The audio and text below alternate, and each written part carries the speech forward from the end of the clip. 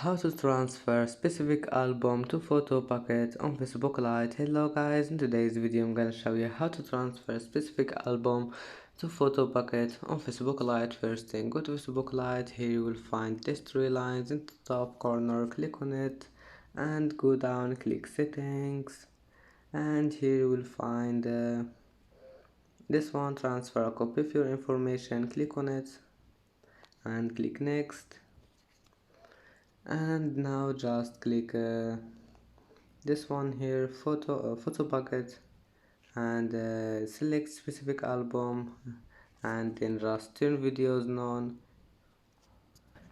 And that's it for today's video. If you like this video, please don't forget like and don't forget subscribe, and thank you for watching this video until the end, and see you in the next video.